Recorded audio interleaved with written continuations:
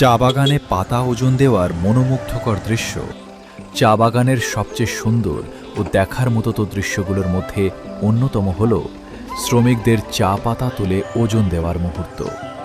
তো আজ আমি চলে এসেছি আমাদের ৯ নম্বর সেকশনে আপনাদের সেই মনোমুগ্ধকর পাতা ওজন দেওয়ার দৃশ্য দেখানোর জন্য। আমাদের ৯ নম্বর সেকশনটি অনেক বড় হওয়ার কারণে এখানে ২ জায়গায় চা পাতা ওজন দেওয়ার ব্যবস্থা করা হয়েছে। প্রথম জায়গায় ওজন দেওয়ার কাজ প্রায় শেষের দিকে, তাই আমরা এখন চলে যাব দ্বিতীয় জায়গায়, যেখানে এখনও পাতা ওজন দেওয়ার কাজ চলছে। আপনারা সবাই আমার সাথেই থাকুন। চা বাগানের সৌন্দর্যের কথা না বললেই নয়। চারদিকে সবুজে ঘেরা অপরূপ পরিবেশ সত্যি মনকে মুগ্ধ করে। কেউ পাতা ওজন দিয়ে কাজ শেষ করে বাড়ি ফিরছেন, আবার কেউ গরু নিয়ে গরুকে খাওয়ানোর জন্য যাচ্ছেন। এমন সুন্দর দৃশ্য দেখতে দেখতে আঁকতে আমরা প্রায় দ্বিতীয় ওজন দেওয়ার স্থানে পৌঁছে গেছি।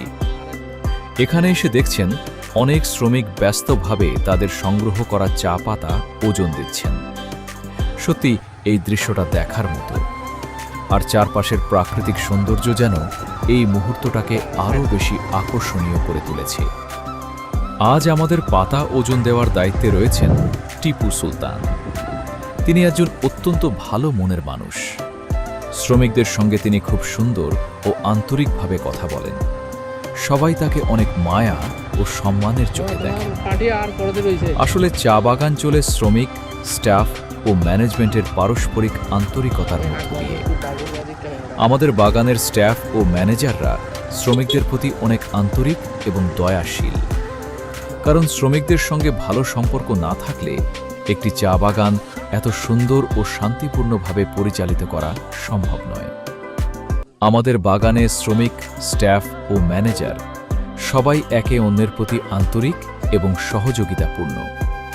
আর এই ভালোবাসা ও আন্তরিকতাই আমাদের চা বাগানকে আরও সুন্দর করে তুলেছে। তো আজকে এ পর্যন্তই। আপনাদের সবাইকে অনেক অনেক ধন্যবাদ। দেখা হবে নেক্সট কোনো ছোট্ট মিনি ব্লগে।